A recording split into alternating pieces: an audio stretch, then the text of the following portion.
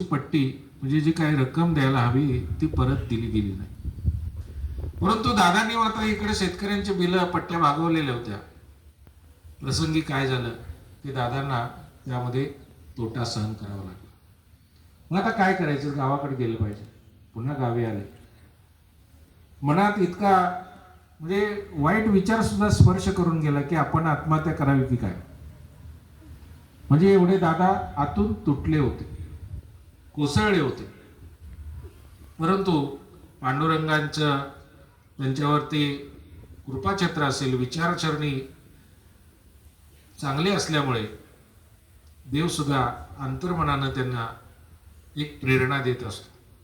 आणि मग दादांनी आत्महत्येचा विचार डोक्यातनं काढला आणि पुन्हा शेतीकडे ते वळले. चांगल्या प्रकारची शेती करू लागले.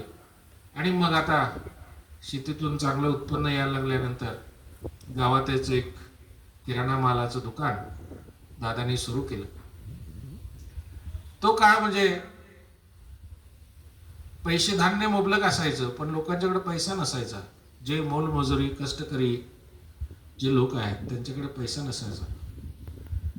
आणि मग सणसुदी आली की त्या सणाला साहित्य भरण्यासाठी किंवा किराणा नेण्यासाठी, डाळ गूळ गहू असं नेण्यासाठी त्या लोकांच्याकडे पैसे नसायचे.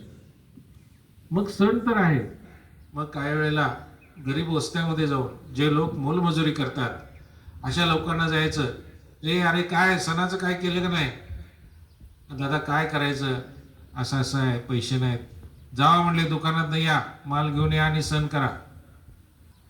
म्हणजे घराकडे जाऊन किराणा दुकानातला माल स्वतःच्या देणारा म्हणून दादांना दानशूर म्हटलं जातं. आणि मग ते पैसे कसे तरी देतील ह्या हिशोबानं मग काम करून काहीतरी करून ते लोक दादांना ते प्रामाणिकपणे पैसे परत करायचे.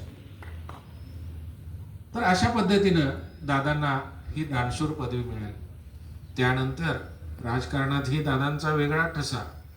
कुणाला देणे नाही घेणे नाही, परंतु जीभ गोड, प्रत्येकाचा विचार चांगला आणि अशा या गोड स्वभावामुळं